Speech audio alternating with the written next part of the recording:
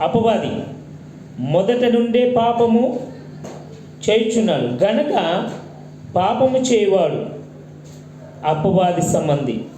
అపవాది యొక్క క్రియలను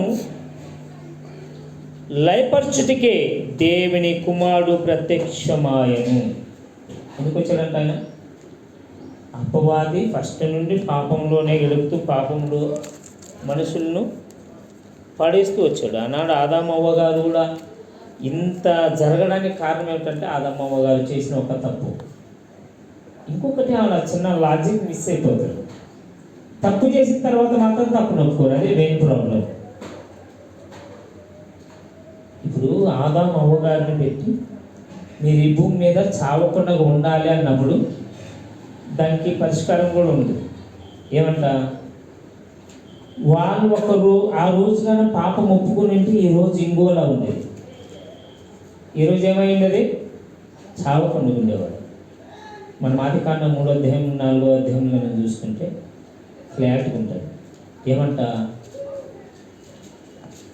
మంచి చెడులు ఇచ్చేటువంటి చెట్టు జీవ పునరుత్థానము చెట్టు. ఈ మంచి చెడుల పండు తిన్నారు కానీ జీవ పునరుత్థానం పండు తినలా.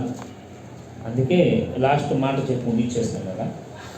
ఒకసారి చూడండి, 4వ అధ్యాయం లాస్ట్ వచ్చింది అనుకోండి. ఒకసారి చూద్దాం. ఆదికాండం 4వ అధ్యాయం లాస్ట్ వచ్చిన వాళ్ళు ఉంటుంది చూడండి. त्याचे नाव त्याने अनुष असे ठेवले. 3వ अध्याय लास्ट చూడండి. 3रा अध्याय लास्ट వచ్చింది ఒకసారి. देवाने मनुष्यास बाहेर घालविले आणि जीवनाच्या झाडाकडे जाणाऱ्या मार्गाची राखण करण्यासाठी जीव मार्गमुनకు పోవు जाणाऱ्या मार्गाची राखण करण्यासाठी एदेन बागेच्या पूर्व भागी करूबीम व गरगर फिरणारी ज्वालारूप तलवार ठेवली. పైన నుండి చూసుకుంటే మనుషులు మనలాంటి జ్ఞానం కలిగిన వాడాయను ఒకవేళ తన చేయి చాపి ఆ పండు తిని తను తాను సజీవంగా ఉంచుకునేమో చనిపోకున్నా అని దేవుడు ఉద్దేశించి ఏదోను తోటలో నుండి బయటికి తెచ్చి ఏమన్నాడు? ఇదిగో తూర్పు దిక్కున ఏదోను తోట కాల్చుటకు కెరూబులకి ఆజ్ఞ ఇచ్చాడు దేవదూతలు. ఒక తిరుగుతున్న ఖడ్గజాలను పెట్టాడు. కత్తి ఇటువైనా తెగుతుంది, ఇటువైనా తెగుతుంది. ఎందుకు? ఆ చెట్టు పండు తింటే ఎవ్వడు కూడా చావడు.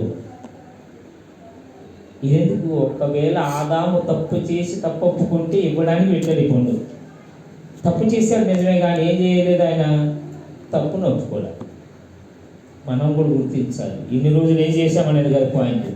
ఇప్పటి నుండి ఎలా ఉంది మనం ఎందుకు